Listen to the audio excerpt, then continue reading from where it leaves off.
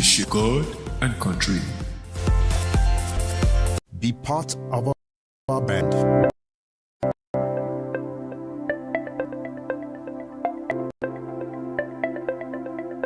Leadership for God and country.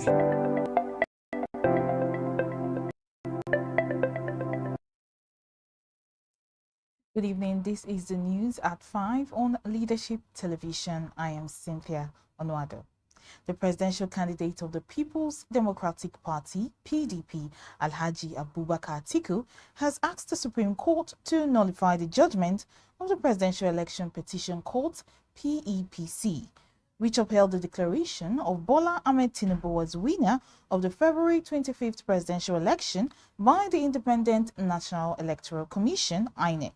Atiku, in the notice of appeal filed before the Apex Court, predicted his argument on 35 grounds, insisting that the election tribunal in the judgment delivered by its chairman, Justice Haruna Simon Samani, committed grave error and miscarriage of judgment in its findings and the conclusion in the petition challenging the declaration of Tinubu as president by INEC. The notice of appeal filed by Atiku's lead counsel, Chief Chris Uche, SAN, therefore asks the Supreme Court to set aside the whole findings and conclusions of the tribunal on the grounds that they did not represent the true picture of the grounds of his petition.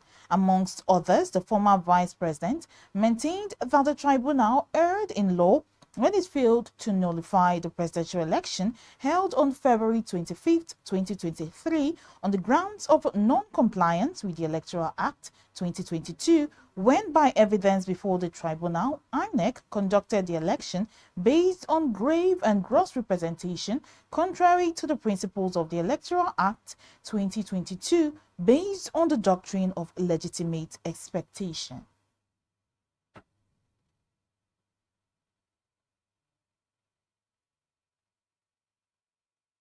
The Minister of Power, Adebayo Adelabu, on Tuesday vowed on behalf of the federal government to achieve 20,000 megawatts of power generation in the next 3 years. Although the nation is still struggling to sustain a 4,000 megawatt electricity generation, Adelabu insisted that President Bola Tinubu administration will meet the 20,000 megawatts target by 2026.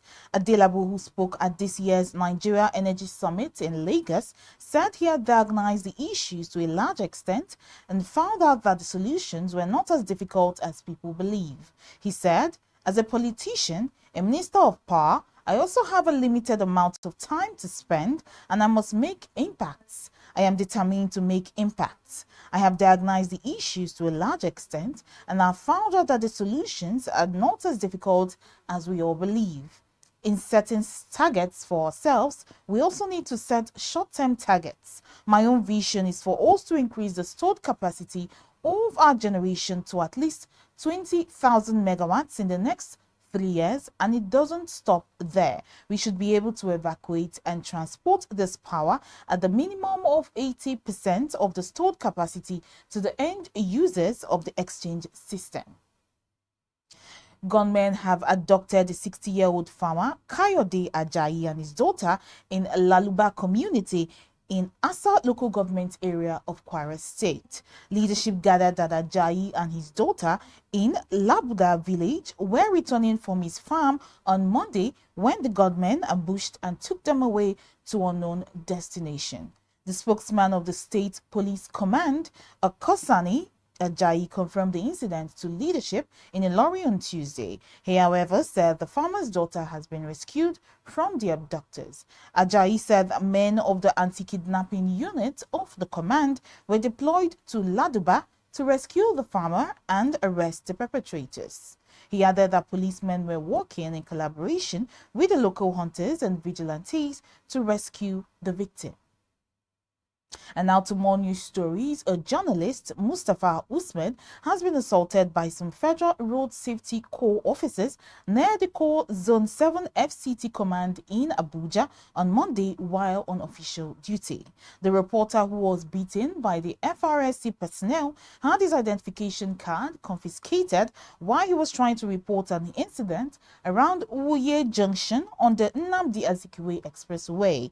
According to a report by his employers, the International Center for Investigative Reporting (ICIR), the FRSC officials had accused a woman of violating traffic laws near Wuye Bridge, which is currently under construction on the expressway. Mustafa, who saw the officers forcefully grabbing the steering wheel from the woman, identified as Esther Oluwatimileyin, tried to capture the incident on video.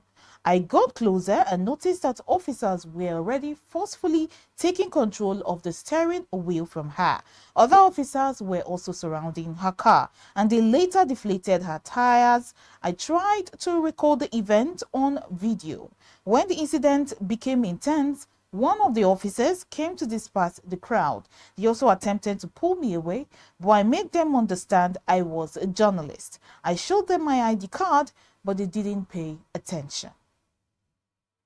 Petrol marketers have called for urgent intervention by the federal government to arrest the fast increase in the pump price of diesel to prevent imminent distribution crisis. The marketers said they can no longer sustain the distribution of petrol and other products nationwide, as the price of diesel used to power their trucks now sell for 1,000 naira per litre in many locations. The marketers, under the aegis of the Natural Oil and Gas Suppliers Association of Nigeria, NUGASA, raised the alarm in a statement on Tuesday. The association's president, Mr. Bennett Korie, said that diesel has witnessed incessant hike in prices in recent months, a development, he said, has been worsened by marketers' inability to secure cheap bank loans that will enable them restock and sell petrol at the current pump price of 670 naira per litre. And now in other news stories, the acting chairman of the Federal Inland Revenue Service, Mr. Zach Ededeji, has resumed office as the head of the revenue agency with an audacious aspiration to surpass Africa's average tax-to-GDP ratio of 16.5% and achieve an impressive 18% within 3 years. Nigeria currently has 10.86% tax to GDP, according to the former chairman of the FIRS, Muhammad Nami. Nami's administration raised the figure from 6% to 10.86%, a standard Adedeji said he will surpass. By doing so, we aim to reduce our nation's reliance on borrowing and ensure financial sustainability, Adedeji said yesterday during a handover ceremony that marks the transfer of authority from his predecessor to him at the Revenue Office in Abuja.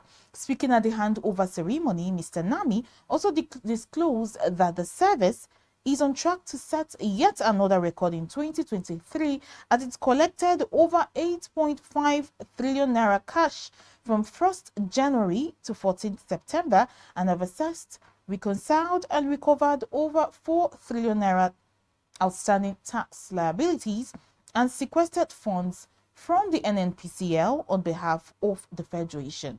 Nami said the total sum of over 12 trillion naira is exclusive of amounts invested by our taxpayers under the Road Infrastructure Tax Credit Scheme and tax implications of waivers by government from January 2023 to date.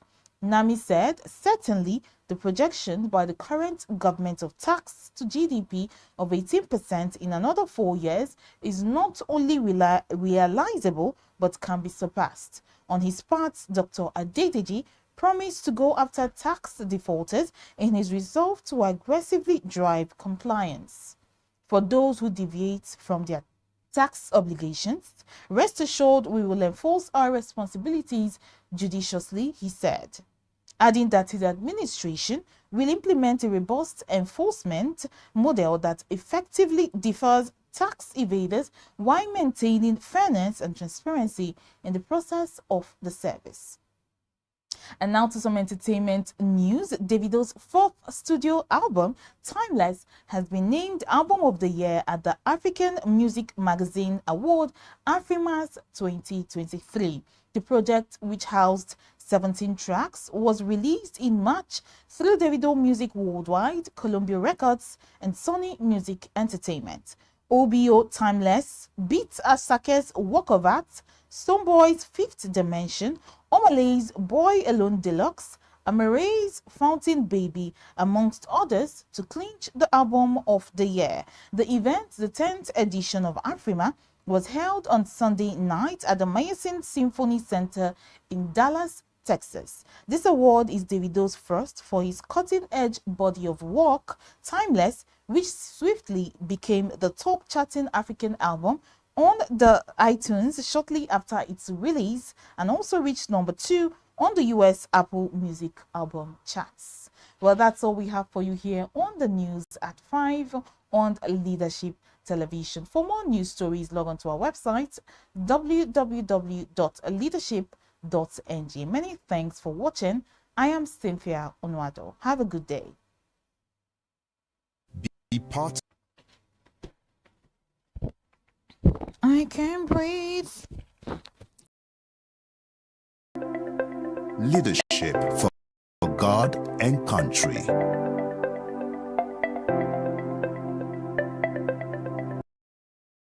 Thank you for watching. For sponsorship and advert placements,